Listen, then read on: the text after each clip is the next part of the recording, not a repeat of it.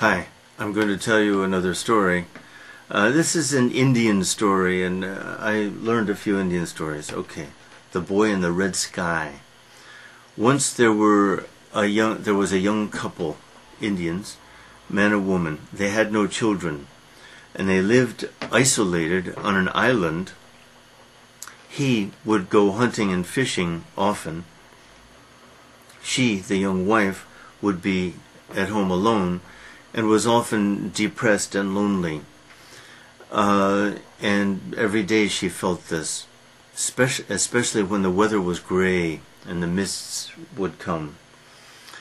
One day she looked up at a bird, a seabird, and said, "Oh bird, I wish I could have a child so that I wouldn't be so lonely and I could take care of the child." And the seabird said, "Look at the seashells." Then the kingbird came by. Same thing. "I wish I could have a child. Look at the seashells." And then finally a seagull came by. Same thing. "Look at the seashells." And so from behind her, she heard a sound on the beach. And she looked, and in a large seashell, there was a baby crying. And so she took the baby, and she took the baby home and took care of the baby. When her husband came home, he was happy too, because now she wouldn't be so lonely, and they wouldn't be lonely. This was wonderful. The child grew quickly, and when the child was still small, the child, strange child, said, the child, by the way, was the color copper red in skin, and seemed to radiate this copper red color. One day the little boy said to his mother, foster mother, "That copper bracelet that you have, take it off please and make me a bow and make me some arrows, please." She did this, and the little boy would go out hunting with this little bow and arrow, and every day come back with geese and other animals so that they had plenty to eat. And then after the boy killed some birds, the boy then took the feathers and put the feathers on him and actually flew in the air, flew around. Now, one day there was no wind and they had nothing to eat. The father was worried, but the boy said, "Don't worry, let's go out into this stormy, windy sea. I'm afraid. Don't be afraid. As long as I am with you, you don't have anything to fear." So the father believed him, because the father knew that the boy had supernatural powers. They would often ask the boy to tell them about his powers and explain, but he never did. And often he would say, "It's not time yet for me to tell you."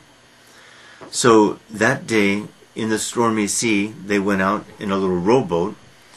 The sea was terrible, but wherever that boat was, calm was around the boat. And the father realized, wow, amazing powers. What amazing powers this boy has. So then the storm god was angry at this, and the storm god tried to raise huge waves to crush the boat, but always near the boat, no harm. The storm god even asked another god to send a mist to surround them so that they couldn't find their way back to land. No problem. Wherever that boat went, the mist was dispelled. So the storm god gave up. The power of this boy, now young man perhaps, was too great. And then one day, once again, the boy was putting on feathers and wings basically, and flying around.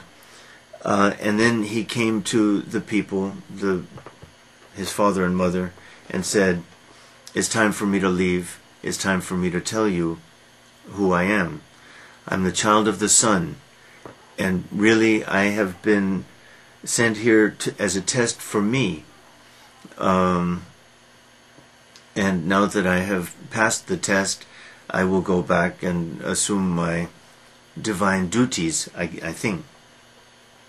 But I'm going to leave you, Mother, this present, this wonderful robe. And when you open the robe, this will create winds. When you close it, the winds will stop. You will basically have power over the winds. And anytime you need me, just scatter some feathers on the sea, and I will realize that you need me. And always you will know that I am available or watching, perhaps, when even after a gray day, at twilight, you see that copper red glow of the setting sun, red and yellow, bright. That's where I will be. The end. Now let me comment a second. I realize there's a short story by Tolstoy that's very similar to this. Tolstoy gets guilt into this, though. I'll tell the story sometime. But I guess Tolstoy, it's so similar. In Tolstoy's case, it was a god also, but he had done something wrong and he was doing penance. That would be more Tolstoy's approach than just a test. But anyway, nice little story. This is the story of Galinka. Galinka was a beautiful child, an only child, and her parents, Russian, in Russia. Typical Russian story. Her parents adored her and never let her work, never let her worry about anything, never raised their voices in front of her, so that she was, everyone agreed, a spoiled child. And when she reached marriageable age, young men came, but they left because they realized this is not a woman for a hard-working peasant or a poor laboring husband who needs a hard-working wife. She wouldn't do the work. So she seemed it seemed it would be difficult to find a husband for her. But then a couple came with their son, and their son saw him and maybe talked with him and said, "This is the woman for me." And so everyone agreed, and they got married, and they drove off to their village, maybe far away. Distances in Russia are huge. Anyway, so the first day they arrived. Maybe they had dinner that night. The peasant woman, the mother-in-law, made dough, D-O-U-G-H, prepared bread, fetched water, prepared a meal, fetched wine, and everyone dined and had a nice time. Early the next morning, father said, "Up early, everybody up early." Galinka, why? Well, because there's work to be done. We have to go out in the field. Well, I can't go out in the field. Okay, then you stay here and clean the house, sweep and clean, fetch water, water the plants and flowers outside, prepare dinner, light the fire, okay, and that'll be okay.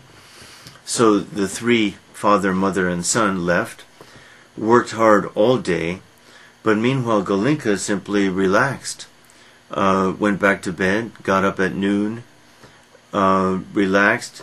There was no food, but she went out in the garden and she ate some cherries and just relaxed.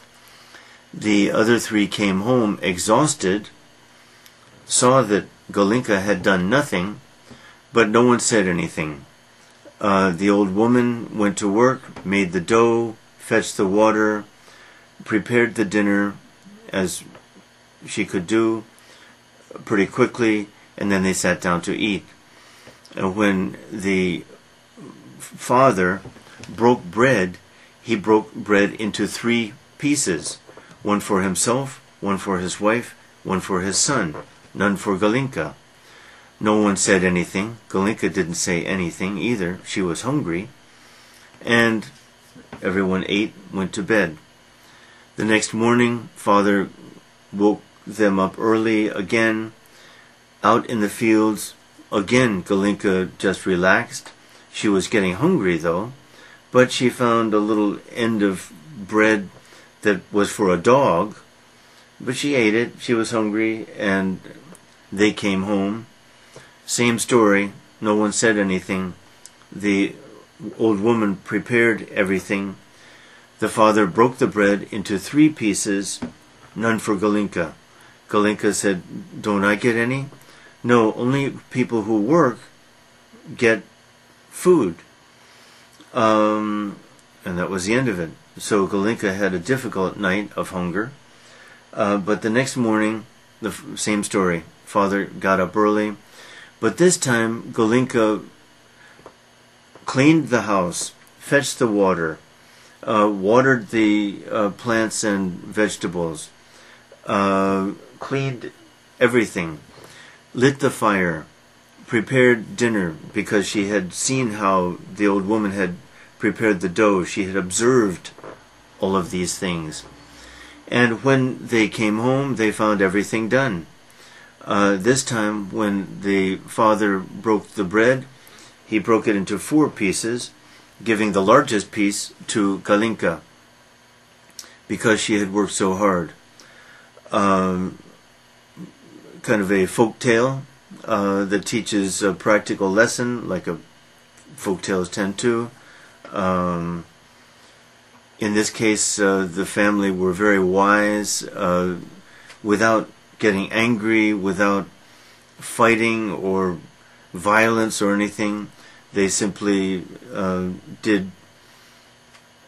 followed a wise course to teach Galinka a necessary lesson. She learned it, and probably they did well thereafter.